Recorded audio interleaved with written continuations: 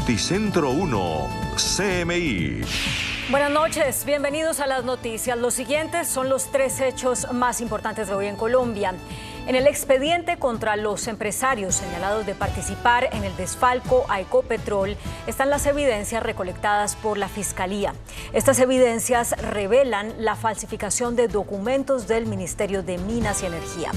Se trata de una serie de permisos para transportar el crudo, los cuales fueron adulterados para lograr evadir los controles de las autoridades y así mover el petróleo traído ilegalmente desde Venezuela y el hurtado a Ecopetrol. Vamos a hablar más de esta noticia en nuestra emisión nacional a las 9 de la noche. Una niña murió por impacto de bala en el Huila en medio de un enfrentamiento armado. La menor de 4 años de edad quedó entre el fuego cruzado en medio de combates entre las disidencias de las FARC y el Ejército Nacional. Por más de 6 horas se enfrentaron fuerza pública y disidentes en el municipio de La Plata. Ampliación de esta noticia en nuestra emisión nacional a las 9 de la noche. El volcán Nevado del Ruiz emitió una nueva fumarola. En video quedó registrado el momento de ese suceso. Como lo estamos viendo, fue una fuerte emisión de ceniza. Según el Servicio Geológico Colombiano, la columna de ceniza alcanzó una altura de 2.300 metros y se dispersó unos 3.500 metros alrededor del cráter. La ceniza se desplazó por los vientos del momento en sentido noroccidental, por lo que ha venido cayendo en el departamento del Tolima. El volcán del Ruiz continúa en alerta amarilla. Hablaremos más de esta noticia en nuestra emisión nacional a las 9 de la noche. Las siguientes son las noticias más importantes del mundo hoy. Alerta climática de la ONU al mundo. La era del calentamiento global ha terminado y empieza la era de la ebullición global. Según la agencia meteorológica, julio es el mes más cálido en 122.000 años. El presidente Biden anuncia medidas especiales para enfrentar la ola de calor y la califica como amenaza existencial. Calor e incendios arrasan la isla de Rodas, en Grecia. Fiscal agrega 3 cargos adicionales a la acusación contra el expresidente Trump por los documentos clasificados. El Papa Francisco asegura que si la iglesia se convierte en algo de viejos, va a morir. Claudia Palacios y Margarita Ortega. La Organización de Naciones Unidas lanzó una estremecedora advertencia mundial sobre la crisis climática. El organismo advirtió que el calentamiento global ya pasó y que entramos en la era de la ebullición global. Calificó a esta época como algo aterrador.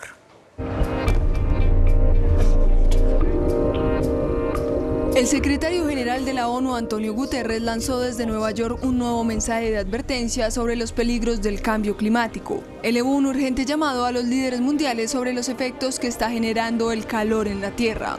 The era of global warming has ended, the era of global boiling has arrived.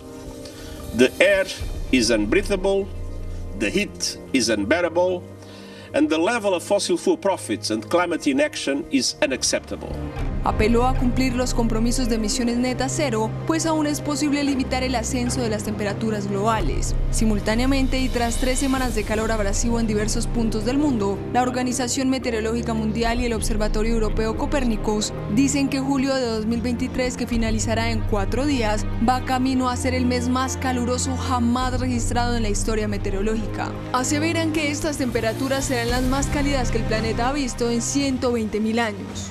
This anomaly is so large with respect to other record-breaking months in our record that we are virtually certain that the month as a whole will become the warmest July on record, the warmest month on record.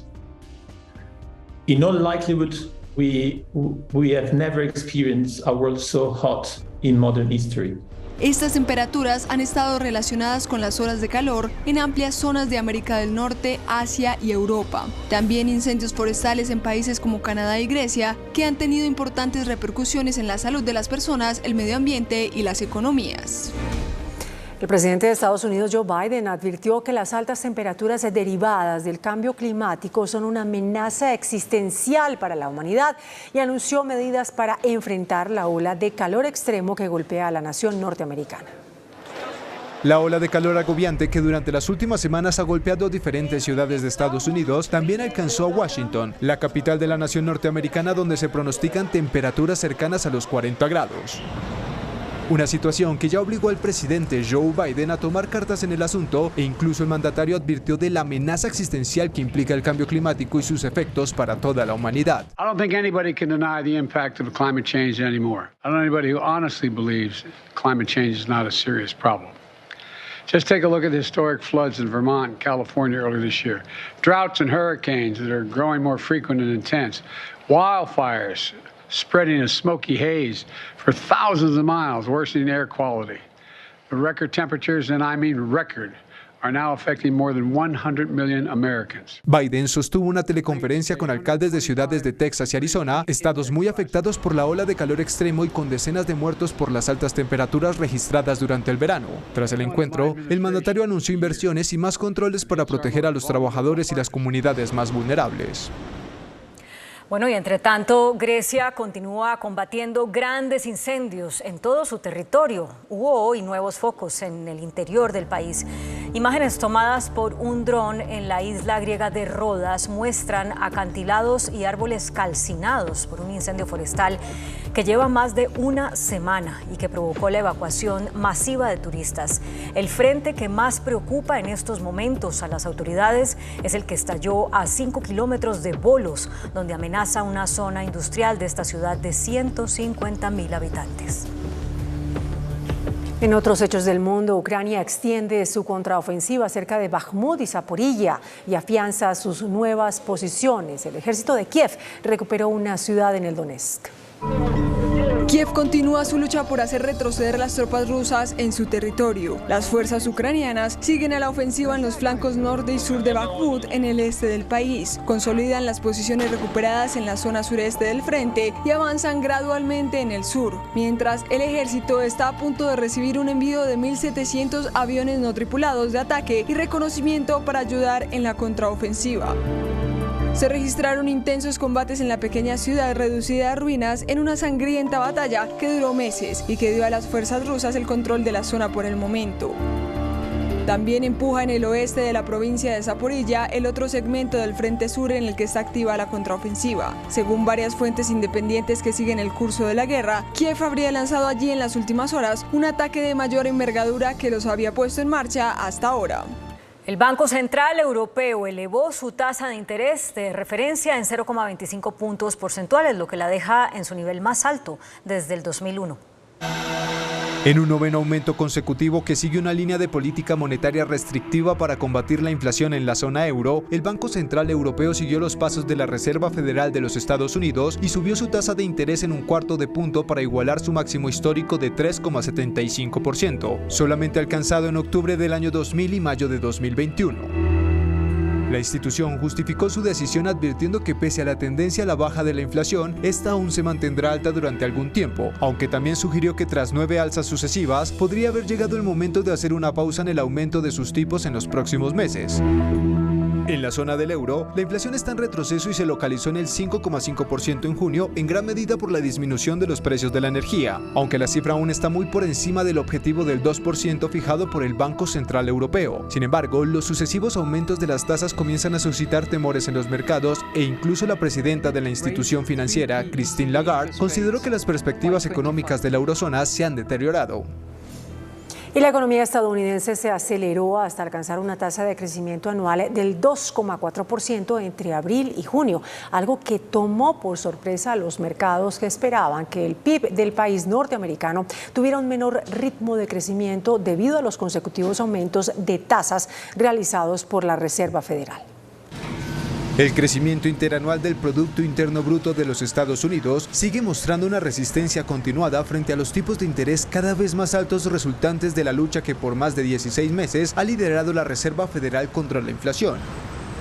Y por encima de lo esperado por los analistas, la economía estadounidense se aceleró inesperadamente hasta alcanzar una tasa de crecimiento anual del 2,4% entre abril y junio, una cifra que repuntó desde la tasa de crecimiento del 2% registrada durante el primer trimestre de 2023. La economía del país norteamericano ha demostrado su resistencia a pesar de las 11 subidas de tipos realizadas por la Fed desde marzo de 2022, e incluso crece el optimismo a que no se produzca una recesión y a que la Reserva Federal pueda lograr un aterrizaje suave, es decir, ralentizar la economía lo suficiente como para reducir la inflación a su objetivo del 2% anual sin llegar a una recesión. El fiscal especial estadounidense Jack Smith presentó nuevos cargos contra el expresidente de ese país, Donald Trump, sobre el caso en el que se le acusa de hacer un mal manejo de algunos documentos clasificados durante su época en la Casa Blanca. El exmandatario fue acusado de un cargo adicional consistente en retención deliberada de información de defensa nacional y de 2 cargos más por obstrucción relacionados con presuntos intentos de eliminar imágenes de video de vigilancia en su resort de Mar-a-Lago en el verano de 2022. El Papa Francisco dice que la Iglesia morirá si se vuelve algo solo para viejos. A través de un video mensaje con sus intenciones de oración para agosto, en el que pide rezar por la próxima Jornada Mundial de la Juventud de Lisboa, el Papa Francisco explicó que la Iglesia no es solo para la tercera edad ni exclusiva para los más jóvenes. La Iglesia no es un club para la tercera edad, como tampoco es un club juvenil. Si se convierte en algo de viejos, va a morir. San Juan Pablo II decía que si vivís con los jóvenes, también vos te volvés joven, y la Iglesia necesita a los jóvenes para no envejecer. Los videos del Papa son una iniciativa que nació durante este pontificado y tienen como objetivo difundir las intenciones de oración mensuales del pontífice y es desarrollada por la Red Mundial de Oración. WhatsApp, la aplicación de mensajería instantánea, tendrá una nueva actualización. Los usuarios de WhatsApp, el servicio de mensajería instantánea de Meta, tendrán la posibilidad de enviar largos mensajes instantáneos con la nueva actualización de la aplicación. Mark Zuckerberg, líder de la compañía, anunció la integración de los mensajes de video en los chats. Es tan fácil como enviar una nota de voz rápida. La función estará disponible en las próximas semanas y se podrá grabar y compartir videos de hasta 60 segundos. Para realizarlo, los usuarios deberán presionar el icono de grabación de audio que se encuentra en la parte inferior derecha de los chats. Después de mantenerlo oprimido por algunos segundos, el botón se convertirá en un icono de video.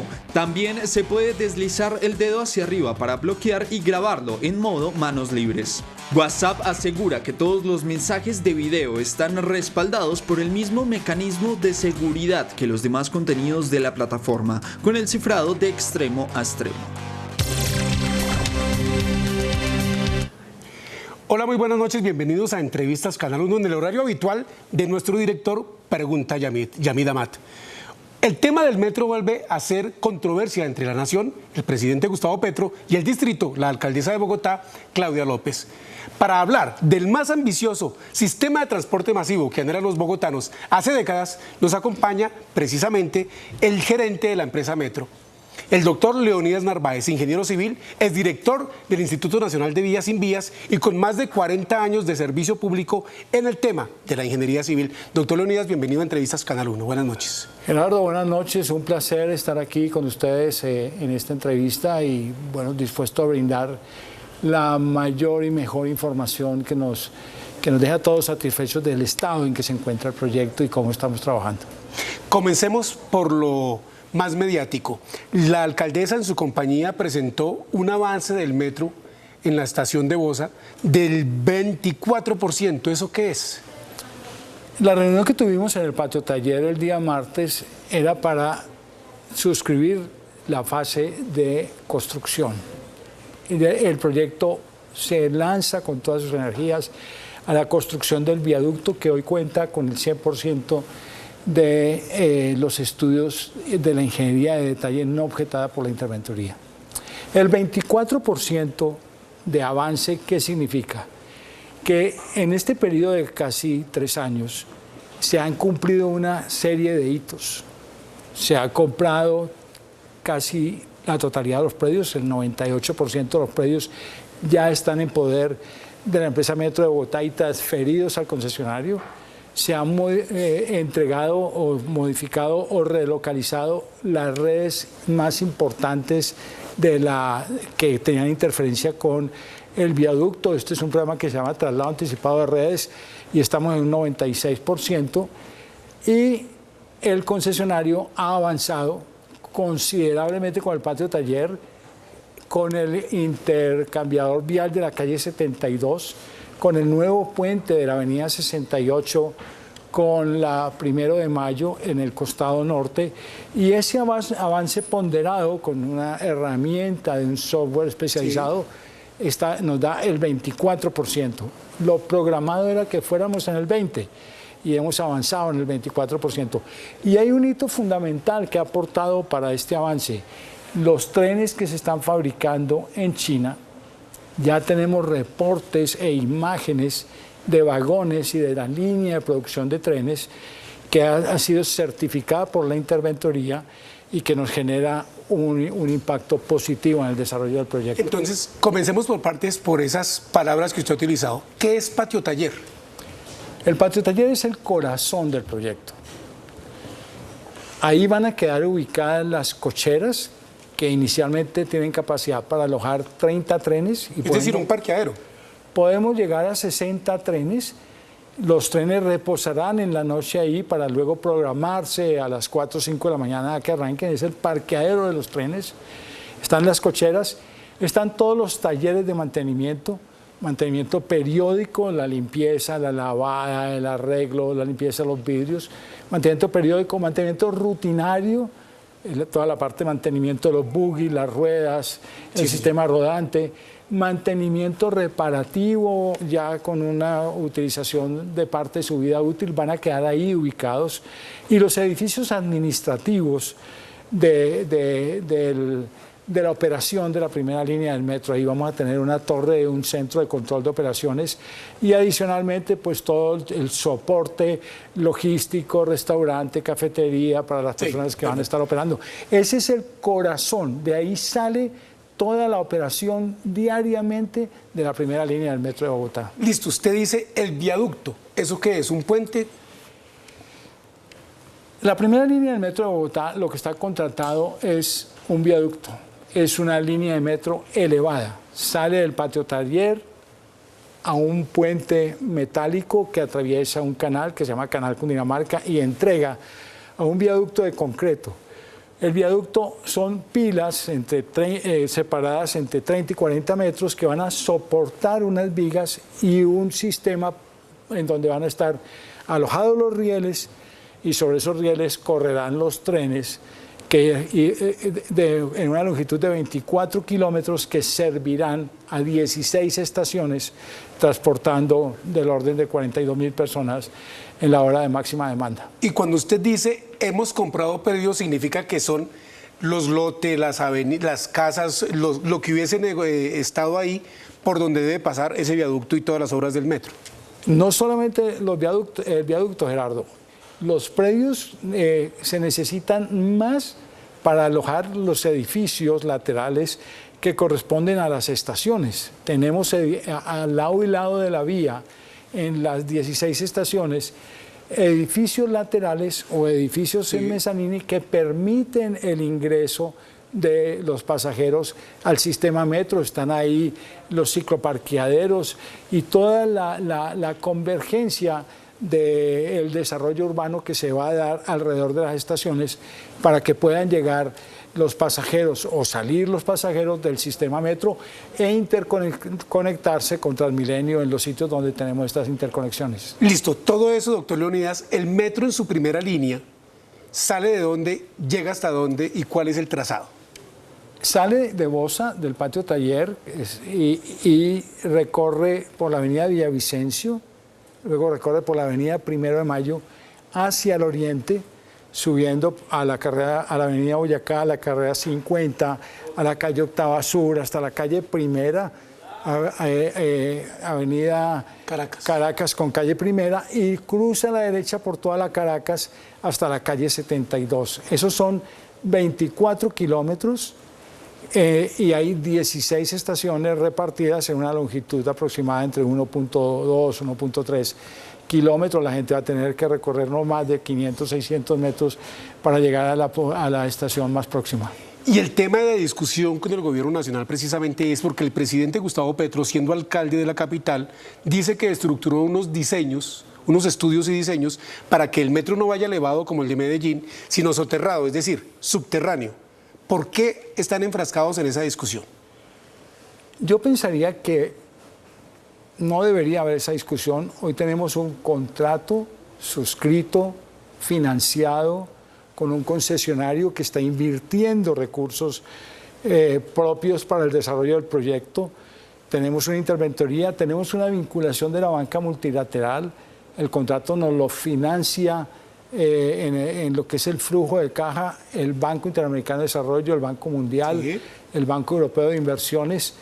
Hay un convenio de cofinanciación suscrito en el 2015-16, en donde la Nación y el Distrito están aportando los recursos hasta 2048 para pagar la totalidad de los 22.3 billones de pesos que vale el proyecto, 22.3 billones de pesos del 2017, que no se modifican con la terminación de la ingeniería de detalle. Ese es un valor que está definido y sobre el cual hubo una oferta en la licitación por parte del concesionario.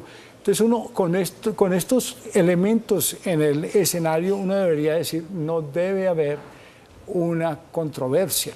Hoy estamos en el 2023, estamos ejecutando un proyecto que le va a generar un beneficio a las comunidades de Kennedy, de Bosa, esa parte suroccidental de Bogotá, que tiene más de 2,5 millones de habitantes.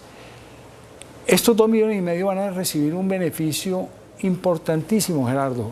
Hoy una persona que esté cerca del Patio Taller en Bosa, al frente del Parque Gibraltar, se demora 1 hora y media para llegar al centro ampliado, a la calle 72. Este recorrido lo podrá hacer en metro en 24, 25 minutos. Es 1 hora por recorrido, 2 horas diarias, sí, que una persona se pueda ganar. Ese beneficio no se puede aplazar por una controversia que ya no es el momento de dar. Se debió dar. Y efectivamente el presidente quiere, y desde que llegó ha solicitado que se evalúe la posibilidad de subterranizar la Caracas, y le pidió a las firmas chinas que le hicieran una evaluación de unas alternativas. Se hicieron las evaluaciones de alternativas. A él le gustó la alternativa número 5, que era subterranizar desde la carrera 50 hasta la calle 72. Pero el mismo informe de las firmas chinas, sí, manifestaron que habían unos riesgos jurídicos muy grandes de modificar el contrato. Y vale un billete mucho mayor. Había que pagar, y ellos se arriesgaron a dar unas cifras de que la construcción de esto generaría un atraso de 6 años en el inicio de la operación y aportar 12.5 billones de pesos adicionales a los 22, al valor que hoy tenemos en el contrato. Entonces, eso tiene que evaluarse de una manera muy seria, muy centrada en dónde estamos hoy en el contrato. Hoy en el contrato hay inversiones del concesionario que no hemos pagado, porque el flujo de pagos está hasta el 2048, en China, en Colombia. Esas piloteadoras que llegaron por Buenaventura, sí, hace 3 meses, son unas máquinas maravillosas que fueron diseñadas y construidas y fabricadas para el proyecto de Bogotá, para las características de la ciudad y del metro, para hincar unos pilotes a presión, sin ruido, sin afectación de polvo, sin extracción de materiales. La fábrica de prefabricados de pilotes que tenemos en el Patio Taller y que está ya iniciando producción de pilotes, es una fábrica que está pensada de acuerdo con las dimensiones para un viaducto de 24 kilómetros. Entonces yo creo que todos estos elementos deben ir a esa mesa técnica que se propuso con el gobierno nacional, sí, y que el Ministerio de Transporte quedó con el compromiso de contratar con la Sociedad Colombiana de Ingenieros una evaluación de beneficio-costo entre unas alternativas. No conozco el contrato en detalle, pero lo que yo considero es que son alternativas de subterranizar la línea elevada por la Caracas o utilizar el diseño que se había realizado cuando el señor presidente fue alcalde de Bogotá por la carrera 13. El doctor Leonidas Narváez, vamos a unos comerciales, ya seguiremos hablando en la segunda parte de Entrevistas Canal 1 sobre este tema tan importante y tan álgido. Vísperas de elecciones regionales, las del 29 de octubre, cuando está en juego, pues precisamente quién sucede a Claudia López, que dice que está cumpliendo con el metro que ella recibió en cuanto a su trazado y su contrato, y el presidente de la República que reitera su petición de que el metro, en esta primera línea que ha explicado muy bien el doctor Leonidas Narváez, debe ser soterrado, es decir, que vaya bajo tierra y no de forma elevada, reiteramos como lo es el metro de Medellín, el único de este sistema de transporte masivo que existe en Colombia. Regresamos en Entrevistas Canal 1 con Leonidas Narváez, el gerente de la empresa Metro de Bogotá. Decía usted que no encuentra justificación a lo que pretende el gobierno, pero el presidente Gustavo Petro ha trinado, por donde suele comunicar sus inquietudes, que se siente engañado. Aquí no ha habido ningún engaño, Gerardo, para nada. O sea, nosotros hemos seguido ejecutando el proyecto y el contrato como está definido y a nadie hemos engañado. La Junta Directiva tiene 9 miembros, de los cuales 3 son del Gobierno Nacional. Un representante del Ministerio de Transporte, un representante del Ministerio de Hacienda y un representante del Departamento Nacional de Planeación.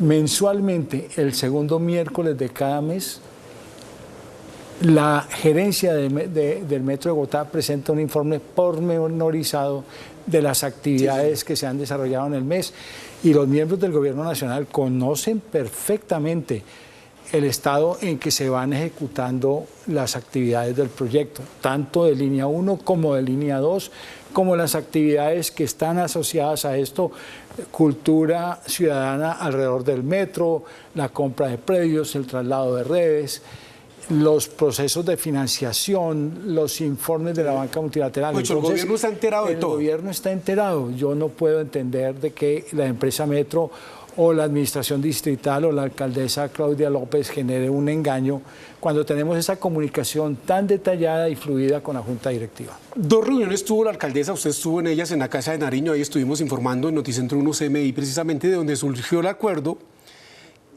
a final del año pasado, que los chinos entregaban el informe el 24 de enero de si se podía o no se podía. Usted lo manifestó, que entregaron 5 alternativas, entre ellas la del trazado, que cuesta 18 billones de pesos más, 12 billones de pesos más. El presidente hace alusión a esas mesas técnicas. ¿Entendería él que acaso el que haya mesas técnicas era parar la obra? No puede ser, porque es que el problema de parar la obra tiene que ser una instrucción y una definición que debe venir dentro de la línea administrativa de la empresa Metro de Bogotá, y eso nunca se planteó o se ha planteado. Inclusive hay un comunicado del ministro de Transporte que ratifica que no se ha dado ninguna instrucción de parar el proyecto. Por el contrario, un afán que hemos tenido en la empresa Metro de Bogotá y en la administración es que el proyecto avance de manera acelerada, porque tenemos unos hitos que cumplir. En el 2025 debe llegar el primer tren y debemos tener de 3.000 a 4.000 metros lineales de viaducto para poder hacer unas pruebas individuales a cada uno de los trenes.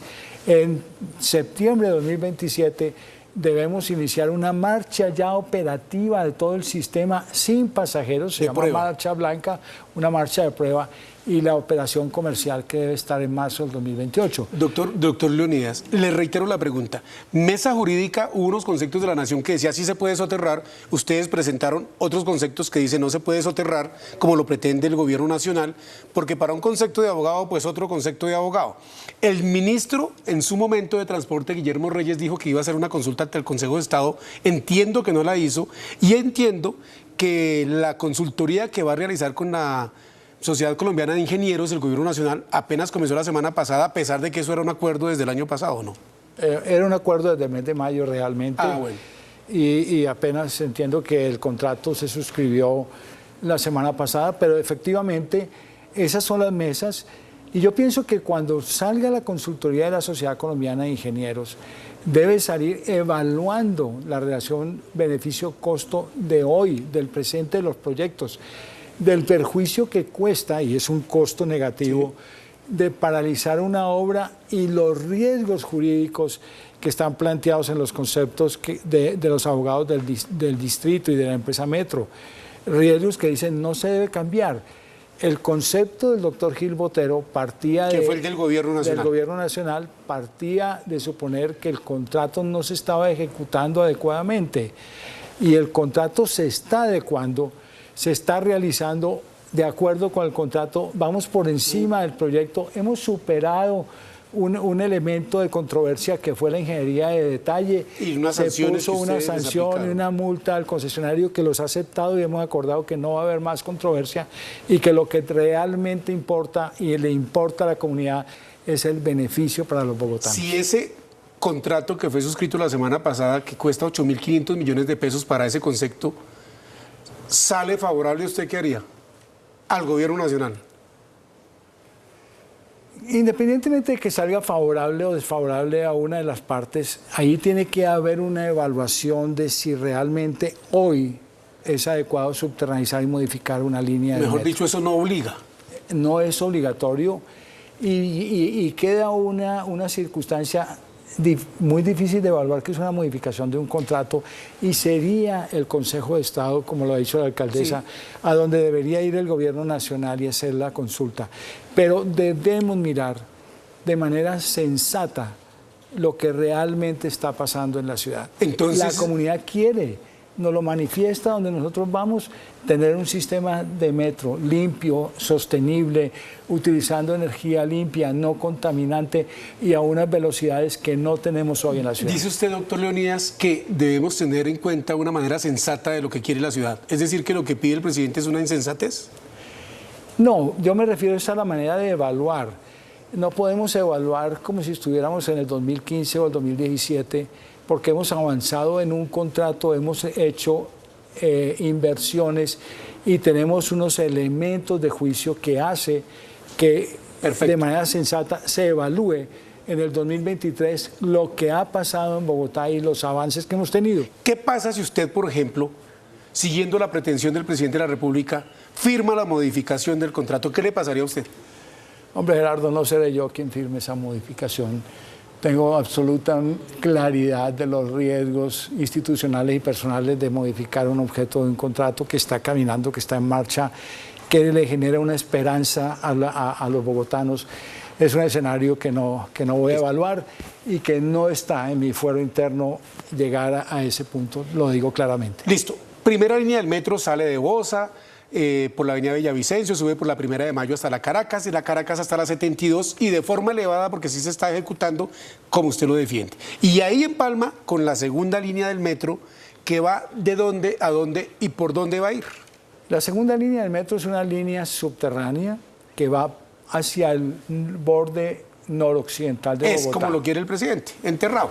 Sí, pero fue tanto los estudios de prefactibilidad como factibilidad y las matrices de evaluación técnica la que dieron como la opción que tenía los mayores beneficios. La parte enterrada, ahí hay unas consideraciones geotécnicas muy importantes, diferentes del borde o del piedemonte de los cerros orientales de la sabana, que se van hacia Bogotá, hacia el río Bogotá. Y eso tiene un peso importante en la decisión de que haya sido subterránea. Esta es una línea de 15.5 kilómetros, llega a Fontanar del Río en Suba, pasa por Engativá, por la localidad de Barrios Unidos.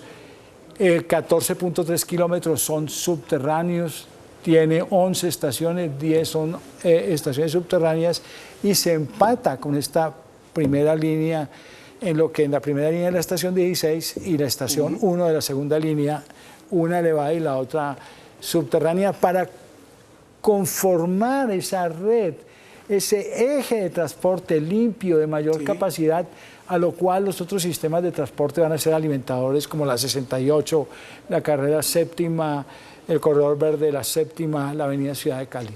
¿Cuánto cuesta esa segunda línea? 34.9 billones de pesos. Esperamos el 11 de agosto recibir propuestas de precalificación, grupos de firmas especializadas en diferentes campos en el mundo se están uniendo, esperamos que hayan unas 4 o 5 propuestas y con eso, una vez que las propuestas demuestren que han cumplido con las condiciones de precalificación desde el punto de vista técnico, jurídico, financiero, capacidades de ejecución, abriremos una licitación pública internacional que se estará adjudicando en el mes de febrero del 2024. ¿Y esa cuándo debería terminarse? ¿Cuándo debería entrar en funcionamiento? Esa debería estar en funcionamiento en el 2032. 4 años después de la primera. 4 años después de la primera. Listo, doctor Leonidas, hablemos de lo que a la gente le interesa. ¿El sueño de montarse en metro en 2028 va a ser realidad? Hoy, y con lo que pasó el día martes, y con los avances y la infraestructura y los aportes que está haciendo el concesionario Metrolínea 1, estoy absolutamente convencido que estamos dando pasos certeros para garantizarle a los bogotanos que la fecha de inicio de la operación comercial será marzo del 2028. Esos trenes o vagones del metro, ¿cuánta capacidad tienen? ¿De cuántos pasajeros? Tenemos trenes que tienen una capacidad de 1.800 pasajeros. Pero cuando usted dice trenes son los vagones. Son 6 vagones unidos, cada uno con 300 pasajeros para un total de 1.800 pasajeros y una capacidad de 42.000 pasajeros en la hora de mayor carga por sentido. ¿Y cuántos trenes de 6 vagones va a haber entonces? 30 inicialmente. Y el patio taller tiene capacidad de crecer a 60.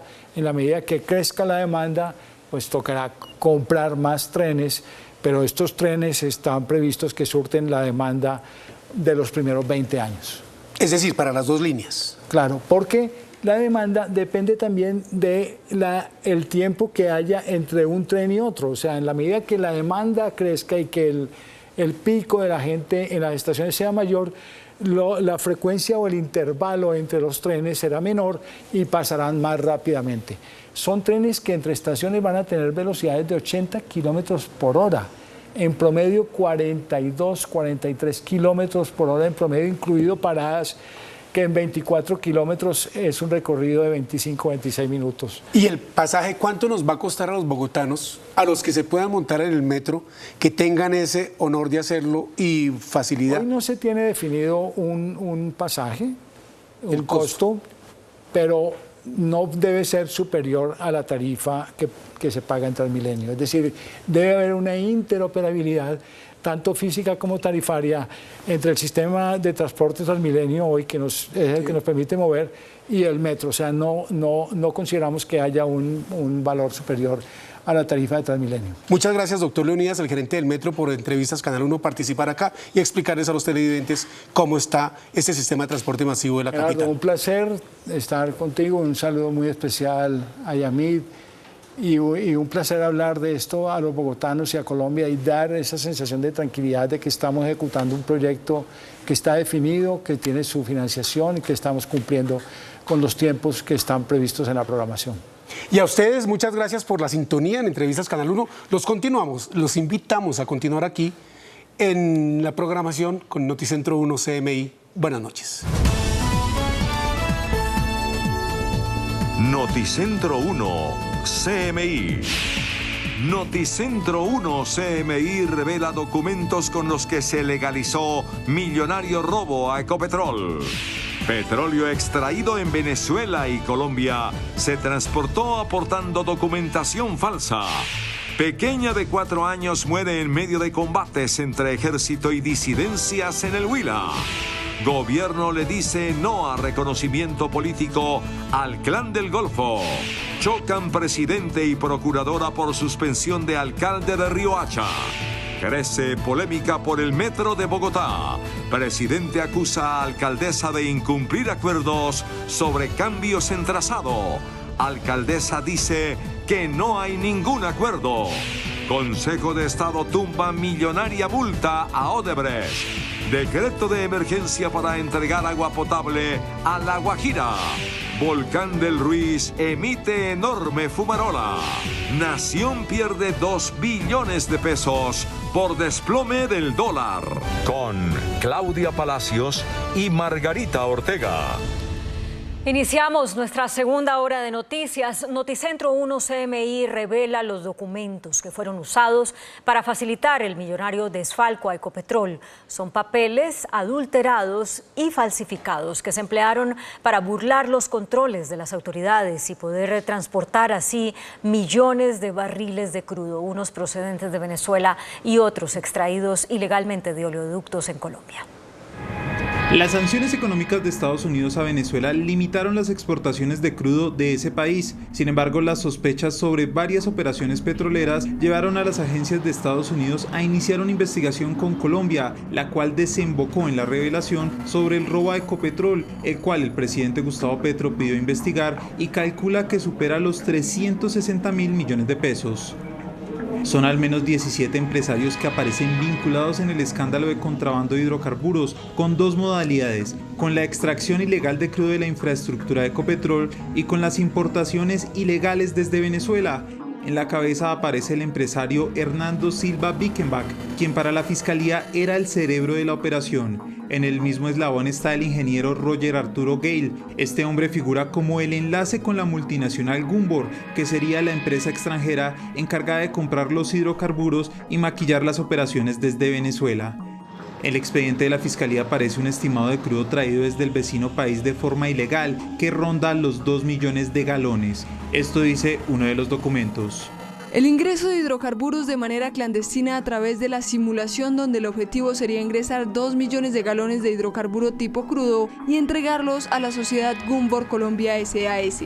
Para la fiscalía, esta operación desde Venezuela no sería posible sin la participación de Hikilis Rincones, representante de la empresa panameña Dajicor y quien sería el encargado de traer el crudo desde Venezuela y hacerlo pasar como si llegara desde Panamá o Curazao.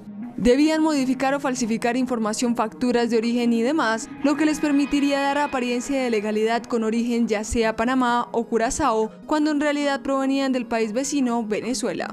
El millonario desfalco de Ecopetrol con robo de hidrocarburos en su infraestructura y con operaciones simuladas para importar crudo venezolano solo sería posible con estos documentos. Se trata de un permiso llamado Guía de Transporte, el cual es emitido por el Ministerio de Minas y de acuerdo con la Fiscalía fue falsificado por la red de contrabandistas en múltiples oportunidades. En el expediente en poder de este noticiero se detalla que la adulteración de estos documentos sirvió para evadir los controles de las autoridades y poder transportar el crudo. Este noticiero también conoció que el FBI y el Servicio de Control de Aduanas de Estados Unidos han intercambiado varias comunicaciones con las autoridades colombianas para determinar si los hechos también tendrían implicaciones penales en territorio norteamericano. Varias de las compañías mencionadas en el proceso por el desfalco a Ecopetrol se pronunciaron sobre los señalamientos de las autoridades. Ricardo Gaviria, abogado de la compañía Octano Industrial, una refinería mencionada por la Fiscalía, dice que efectivamente sí compraron el crudo, pero la compañía no tenía conocimiento que era ilegal, pues tenía todos los permisos del Ministerio de Minas. Una empresa intermediaria que, y en esto queremos hacer énfasis, extrañamente contaba con papelería original, con guías de transporte en papel original que debe autorizar, su numeración la autoriza Ecopetrol y son reguladas por el Ministerio de Minas. Es una organización, contaba con esas guías y salió al mercado a vender con documento original y con todas las características de originalidad un crudo que aparentaba ser legal. Asimismo, el abogado de la empresa Australian Bunker Suppliers, otra de las compañías mencionadas en el expediente y señalada de usar un buque para transportar el crudo, entrega su versión. El buque, el motor todavía no funciona, lo que se traduce en que el buque no ha podido zarpar. Entonces es completamente falso que el buque haya sido utilizado para el transporte de crudo obtenido ilícitamente. De otra parte, la multinacional Gunvor aseguró en un comunicado que no ha comercializado con petróleo venezolano y dijo que ninguno de sus funcionarios ha sido citado por la Fiscalía. El presidente de Ecopetrol, Ricardo Roa, pidió acciones inmediatas para frenar el robo de petróleo. Después del escándalo de contrabando y robo de petróleo, Ecopetrol se pronunció reiterando que la empresa ha sido declarada como víctima y fue quien puso en evidencia a las autoridades las irregularidades que giraban en torno a la infraestructura de sus plantas. En 6 puntos la petrolera resume que en las últimas décadas el grupo ha sufrido de continuos ataques por parte de grupos delictivos. Además, ha sido un colaborador de las autoridades para esclarecer este tipo de hechos que a la fecha no vincula a ningún funcionario de Ecopetrol. A través de un video, su presidente Ricardo Roa señala que no existe relación con las empresas implicadas. Dio por terminada la relación comercial con una empresa involucrada en la operación Bunkering Imperio, con la que tenía contratos suscritos. Adicionalmente, contrató una firma reconocida de talla internacional, que luego de adelantar las verificaciones no encontró indicios sobre la participación de funcionarios del grupo Ecopetrol en estos actos ilícitos. El dirigente reportó 9.925 válvulas ilícitas que se han retirado en los últimos 10 años y 1.607 atentados contra la infraestructura petrolera. Sufriendo atentados terroristas y la instalación de válvulas ilícitas para el hurto sistemático de hidrocarburos, tal como ha sido informado debidamente a las autoridades. Precisamente el expresidente de Ecopetrol, Felipe Bayón, desde Estados Unidos, sostuvo que la Junta Directiva ya tenía pleno conocimiento del tema. Este tema lo llevamos a la Junta Directiva 3 veces el año pasado. La última vez en el mes de diciembre, donde ya 6 de los actuales miembros de Junta Directiva, de los 9 que hay, estaban en esa Junta Directiva. Entonces la Junta actual, como la Junta anterior, tienen conocimiento. Se les informaba sobre todo el trabajo con autoridades y demás. Desde el mercado financiero se espera aclaraciones oportunas para no afectar la confianza de los inversionistas y se pueda ver afectada la acción. Hoy cayó a niveles de los 2.199 pesos. Lo que más impacta es el tema reputacional, teniendo en cuenta que el mayor accionista de Ecopetrol es el gobierno nacional. Ecopetrol seguirá aportando la información que se requiera a las autoridades. Una niña de 4 años perdió la vida en medio de combates entre las disidencias de las FARC y el Ejército Nacional en el Huila. Estamos siendo atacados con artillería pasada AK-47. Fuertes combates entre las disidencias de las FARC y el ejército. El combate lleva un aproximado de media hora en fuego cruzado. Esto se presentó en zona rural de La Plata, en el departamento del Huila. Aquí nos preocupa es la tranquilidad y la seguridad de todos los huilenses y por supuesto de todos los colombianos y particularmente de la región sur de Colombia. Una niña de 4 años de edad quedó en medio del fuego cruzado. Y ya la vamos a echar para el pueblo porque aquí la vamos a dejar ahí tirada. La tropa es atacada desde otro sector y producto de ese ataque, infortunadamente, fallece una menor de edad. Afirman también desde la fuerza pública que los integrantes de esa estructura armada estarían instrumentalizando a la población civil. Circulan audios donde abiertamente hay constreñimiento a los presidentes de la Junta de Acción Comunal y esto hace parte precisamente de la conducta recurrente de esta organización de afectar los derechos y libertades de la población. No hubo guerrilleros abatidos ni tampoco soldados heridos. Las disidencias al mando de alias Iván Mordisco aseguraron que el inicio de una mesa de diálogos con el gobierno está empantanado. A través de un comunicado del Frente de Dagoberto Ramos, a quien las comunidades indígenas acusan de estar tras el asesinato de muchos de sus integrantes, dijo que no tiene nada que ver con la muerte del líder indígena Freddy Alexander Bomba. En su pronunciamiento, aprovecharon para hablar del estado del inicio de la mesa de conversaciones. Invitamos a la población colombiana y en especial a las comunidades del norte del Cauca a exigir celeridad al gobierno nacional en los trámites administrativos y burocráticos que tienen empantanado el inicio de un proceso de diálogo con nuestra organización. El alto comisionado para la paz, Danilo Rueda, dijo desde el sur de Bolívar que es imposible darle reconocimiento político al Clan del Golfo o a las autodefensas de la Sierra.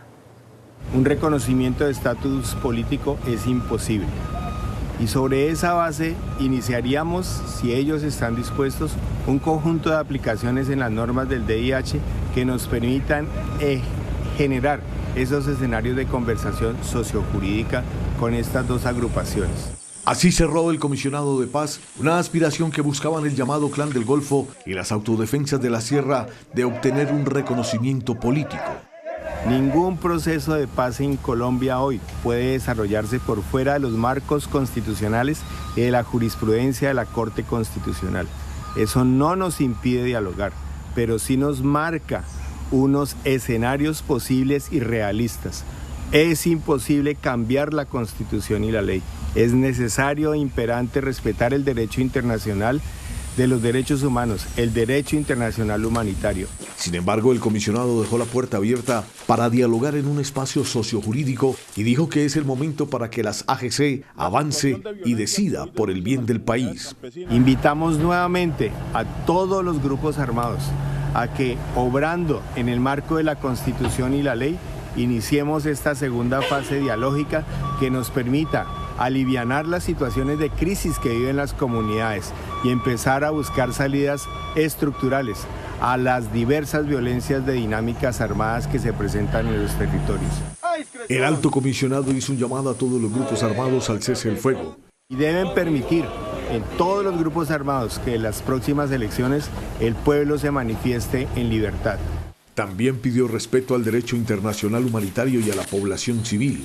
La población civil no puede ser usada, presionada para ninguna ventaja militar y tampoco para ninguna ventaja de presión contra o frente a ningún gobierno. Esta declaración fue hecha a propósito de la movilización que se realizó este martes en la Plaza de Bolívar y que trajo a cerca de 5.000 campesinos del norte del país y que aparentemente fueron presionados por un grupo armado para movilizarse. Hubo choque hoy entre el presidente Gustavo Petro y la procuradora Margarita Cabello, esta vez por cuenta de la suspensión del alcalde de Riohacha, ordenada por la Procuraduría. El jefe de Estado se niega a ejecutar la sanción. La procuradora dice que el jefe de Estado debe acatar la Constitución. La nueva discordia entre el presidente y la procuradora se generó por una carta que le envió el mandatario en la que se niega a oficializar la suspensión provisional del alcalde de Riohacha. El presidente de la República estaría desconociendo, vulnerando o incumpliendo el derecho humano reconocido en el artículo 23 de la Convención Americana. Cuando la Procuraduría General de la Nación suspende, lo que tiene que hacer el presidente de la República es cumplir la orden de nombrar el reemplazo. Cabello asegura que Petro desconoce un fallo de la Corte Constitucional que establece que las sanciones que impone la Procuraduría contra los políticos deben ser revisadas por el Consejo de Estado. Lo que dice en un estudio y en una decisión de constitucionalidad la Corte Constitucional, el país entero, incluyendo al presidente de la República, tiene que acatarlo, nos guste o no nos guste. Y a la Procuraduría le dijeron en esa decisión: usted puede sancionar. Cabello advierte que la negativa del presidente abriría una puerta peligrosa que conllevaría a la corrupción en certámenes electorales.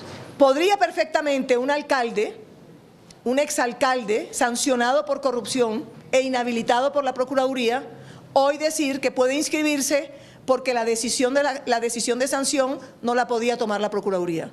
El ministro de Justicia salió en defensa del presidente Petro. Y cuando el presidente aplica la Convención Americana sobre Derechos Humanos, que establece y protege derechos políticos, al igual que nuestra Constitución y al igual que nuestra ley, está actuando de completa conformidad con el ordenamiento interno, incluida la Constitución. Y la Procuraduría prorrogó por 3 meses más la suspensión al alcalde de Riohacha, José Ramiro Bermúdez, lo que ya generó discordia con el presidente Petro. El alcalde de la capital Guajira había sido suspendido desde abril en el marco de una investigación por presuntas irregularidades en contratación. Quien no está ejerciendo el cargo en este momento porque está suspendido. Hay un alcalde encargado, de hecho, mediante una acta extraña, en donde él mismo se posesiona como alcalde en Riohacha. El alcalde Bermúdez reapareció hoy en un video anunciando que regresa a su cargo, motivado por la actuación del presidente Petro. Teniendo en cuenta el control de convencionalidad ejercido por nuestro presidente Gustavo Petro, me aparté del cargo cumpliendo con el tiempo de suspensión. No obstante, atendiendo a esta medida, a partir de hoy me reintegro a mis funciones como alcalde electo de Riohacha. La Procuraduría prorrogó en las últimas horas la suspensión del alcalde, que hoy regresó a su despacho. Se agudiza la polémica por el metro de Bogotá. El presidente Gustavo Petro insiste en que la alcaldesa Claudia López incumplió el acuerdo para modificar el proyecto. La alcaldesa le respondió. Ni el 24% de avance que registra el metro ha podido acabar con la incertidumbre. El presidente Gustavo Petro insistió este jueves en que la alcaldesa incumplió el acuerdo para modificar el proyecto. Se acordó trabajar una fase de la primera línea elevada entre el patio Taller y la carrera 50 y a partir de allí una fase subterránea hasta la calle 100 en el norte, que sería licitada por la Nación y que ya tiene estudios de detalle. Se pidió concepto a la Sociedad Colombiana de Ingenieros, que está en curso. Nos encontramos que incumplieron este acuerdo con la Nación. La mandataria aclaró que el cambio planteado por el presidente nunca estuvo en firme. Su viabilidad está sujeta a un estudio recién contratado a la Sociedad Colombiana de Ingenieros, cuyos resultados serán consultados posteriormente con el Consejo de Estado. Usted nunca me ha pedido ni yo aceptaría parar el metro y su contrato. Por eso la obra avanza y los estudios que ustedes se comprometieron a hacer comienzan. Eso en relación con lo acordado en la mesa técnica. Este es el contrato firmado hace menos de una semana por la presidencia. Más de 8.000 millones de pesos se desembolsaron por un concepto que determinará si es viable soterrar un tramo. No hay un acuerdo para modificar el proyecto se sigue ejecutando como está pactado en el contrato. Aquí hay que primar la sensatez y el juicio. Por su parte, Andrés Escobar, exgerente del metro y quien contrató la obra, advirtió que de modificarse el contrato, el proyecto se quedaría sin financiación.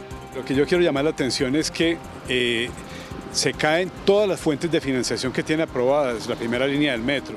Según los expertos, soterrar un tramo del metro podría costar más de 12 billones de pesos y 10 años más en su construcción. Un concepto de la Sociedad Colombiana de Ingenieros que se conocerá hasta octubre definirá el rumbo de la primera línea del metro de Bogotá. Así lo advirtió el Ministerio de Transporte. Tanto alcaldía como gobierno nacional están a la espera del concepto de la Sociedad Colombiana de Ingenieros sobre la primera línea del metro de Bogotá, especialmente sobre el tramo de la avenida Caracas. Solo hasta octubre, con ese análisis, se tendrá certeza de lo que pasará con el proyecto. Así avanzamos en conjunto con la Sociedad Colombiana de Ingenieros desde diciembre de 2022 en el análisis costo-beneficio de alternativas que mejoren el entorno urbano en el borde oriental de la primera línea del metro de Bogotá, como se acordó con la alcaldía, los cuales esperan concluir en octubre. El gobierno nacional mantiene su propuesta de un tramo oriental soterrado hasta la calle 72. Por eso le solicitó a la alcaldía que la obra, tal y como se contrató, continúe en la localidad de Bosa, donde inicia la primera línea del metro Bogotá, y que no está siendo objeto de estudio. Otra alternativa es que la parte subterránea vaya por la carrera 13. El ministro de Hacienda, Ricardo Bonilla, dijo que aún no está claro cuánto vale la primera línea del metro. Desde Cartagena, el ministro de Hacienda, Ricardo Bonilla, se refirió a la polémica entre el presidente Petro y la alcaldesa de Bogotá, Claudia López, sobre el proyecto del metro y señaló que se desconoce el costo final, puesto que no existe un estudio técnico al respecto. Todavía la discusión es sobre la línea 1, que no sabemos cuál es el costo final de ella. ¿Por qué no lo sabemos? Porque los encargados de desarrollar los estudios de ingeniería de detalle todavía no han entregado informe y al no entregar el informe no sabemos cuáles son los costos reales. El jefe de la cartera de Hacienda entregó las declaraciones durante la inauguración de la primera cumbre latinoamericana para una tributación incluyente con la participación de 16 gobiernos que buscan alinear posiciones y crear políticas fiscales internacionales. El Consejo de Estado revocó la sanción por 800.000 millones de pesos que el Tribunal de Cundinamarca le impuso a la compañía Odebrecht por las irregularidades en el contrato de la Ruta del Sol 2. En 2018 y por cuenta de una acción popular radicada por la Procuraduría, el Tribunal Administrativo de Cundinamarca emitió un fallo considerado histórico, pues sancionaba a los directivos de Odebrecht, al exministro Gabriel García Morales y al exsenador Otto Bula por los millonarios sobornos que se pagaron y la corrupción que hubo en torno al proyecto Ruta del Sol 2. Este fallo fue apelado y el Consejo de Estado revocó hoy órdenes sustanciales. Se cae la sanción por 800.156 millones de pesos impuesta a Odebrecht y sus empresas. Se cae la inhabilidad por 10 años impuesta a Odebrecht para celebrar contratos en Colombia y se cae un artículo que suspendía definitivamente los efectos del contrato de concesión número 1 para la Ruta del Sol 2. La próxima semana se llevará a cabo un consejo de seguridad en Bogotá. La alcaldesa Claudia López dijo que lo único que debe parar en la ciudad es la delincuencia, no el metro, y le pidió al presidente Gustavo Petro presidir la reunión. Ante la crisis de inseguridad que vive Bogotá, la alcaldesa Claudia López pidió al presidente Gustavo Petro liderar cuanto antes un Consejo de Seguridad en la capital. Invito al señor presidente de la República, le solicito que nos acompañe y que presida ese Consejo de Seguridad para que quedemos todos coordinados en acciones para combatir el crimen. Lo único que hay que parar en Bogotá es la criminalidad. Pedir más apoyos en capacidades de la policía, focalizar las medidas en los barrios más peligrosos y aumentar el pie de fuerza son algunas de las peticiones.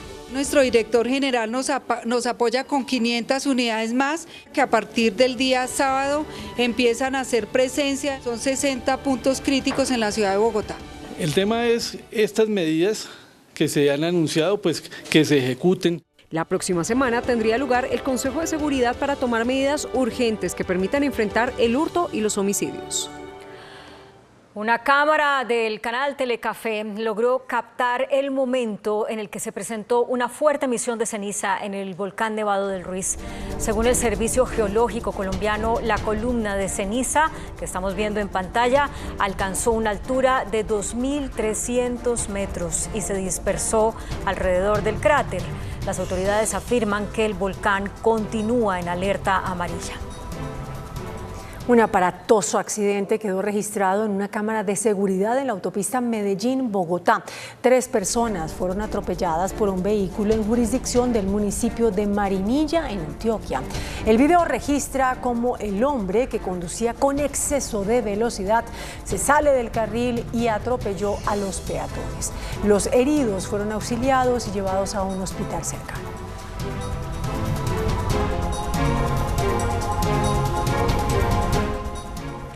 Facultades especiales para llevar agua apta para el consumo humano a La Guajira le concedió el presidente Gustavo Petro al Ministerio de Vivienda. Esto en desarrollo de la emergencia económica y social decretada para ese departamento. Por decreto, el Ministerio de Vivienda queda facultado para priorizar el acceso de agua potable para el consumo humano por encima de actividades industriales como la explotación de carbón. El decreto también crea un patrimonio autónomo para la construcción de acueductos y crea el Instituto de la Gestión del Agua de La Guajira. Naciones Unidas asegura que comenzó la era de la ebullición climática. De otra parte, la economía estadounidense creció más de lo esperado. Noticias del Mundo en Noticentro 1 CMI. La era del calentamiento global ha terminado y empieza la era de la ebullición global. Esta cruda advertencia fue lanzada por la ONU, que asegura que el calor registrado en julio no tiene precedentes y posiblemente este sea el mes más cálido jamás registrado. El presidente de Estados Unidos, Joe Biden, advirtió que altas temperaturas derivadas del cambio climático son una amenaza existencial para la humanidad y anunció medidas para enfrentar la ola de calor extremo que golpea a la nación norteamericana.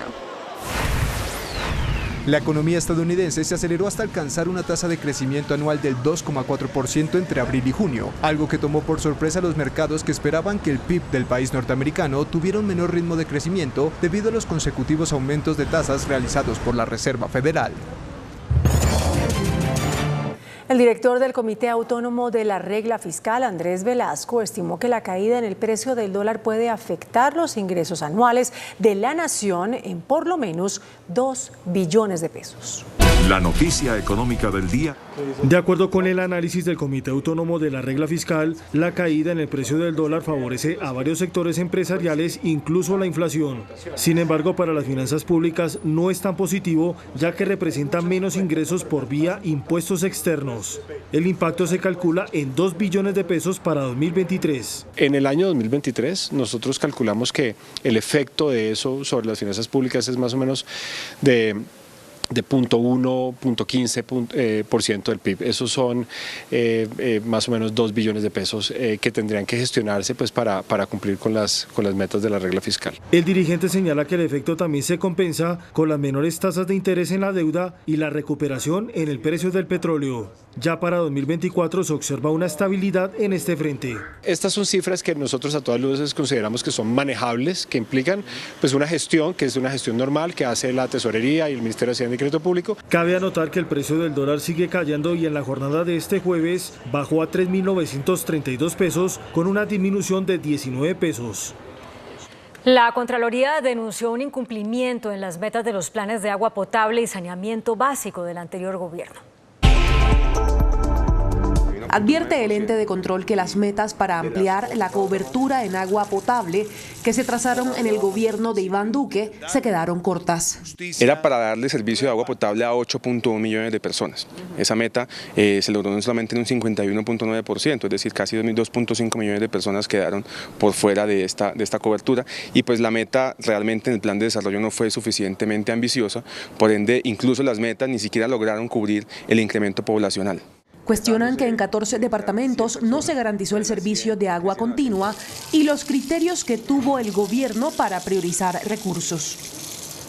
La Confederación de Cámaras de Comercio reportó una caída en la creación de empresas durante el primer semestre del año. De acuerdo con el informe, se crearon 164.000 compañías, lo que representa una disminución de 3,6% frente al primer semestre del año anterior. Se afectó la generación de empleo en la construcción y la industria. Millonarias son las cifras que maneja el comercio ilegal de fauna en el mundo. Eso fue lo que dijo el embajador del Reino Unido en Colombia, George Hudson, quien presentó en Santa Marta la fundación que presiden los príncipes de Gales y que lucha contra ese delito. El embajador del Reino Unido en Colombia escogió a la ciudad de Santa Marta para unir fuerzas en la lucha global contra el comercio ilegal de la vida silvestre. Pero se estima que el comercio de fauna, el comercio ilícito de fauna silvestre vale más o menos 20.000 millones de dólares por año. En América Latina, los países que más atentan contra la vida silvestre son Costa Rica, le sigue Colombia y Brasil. Dice el embajador que es necesario involucrar a todos en esta lucha. Alianzas entre gobiernos, el sector privado, ONGs, la rama judicial, por supuesto, y los demás actores. El embajador del Reino Unido en Colombia, quien aprovechó para liberar tortugas en el Mar Caribe, dijo que el trabajo del príncipe y la princesa de Gales se basa en investigaciones de clase mundial. El índice de capitalización de la bolsa, que mide el comportamiento de las 25 principales acciones, cerró al alza. El índice selectivo MSCI Colcap de la Bolsa de Valores de Colombia subió 0,22% a 1.166 puntos. La acción del Grupo Suramericana fue la que más subió, con una valorización de 1,83% a 38.900 pesos. La acción de Nutresa fue la que más bajó, con una pérdida de 1,74% a 50.830 pesos. La acción más negociada de la jornada fue la preferencia del Bancolombia, al movilizar más de 22.000 millones de pesos, con una variación positiva de 0,58% a 29.450 pesos. El dólar cerró a la baja. Indicadores económicos en Noticentro 1 CMI. La tasa representativa del mercado que regirá para mañana viernes será de 3.932 pesos con 4 centavos. Los profesionales del cambio compran la divisa en promedio en 3.800 pesos y la venden en 3.860 pesos. Un euro cuesta 4.391 pesos con 80 centavos. La libra de café en Nueva York se cotizó a $1.61. El azúcar se transó en 24,42 centavos de dólar la libra. El barril de petróleo WTI se cotizó en $79,82 centavos. La referencia Brent para Colombia se cotizó en $83,38 centavos. Una acción de Ecopetrol cuesta 2.199 pesos. Hasta aquí Noticentro 1 CMI.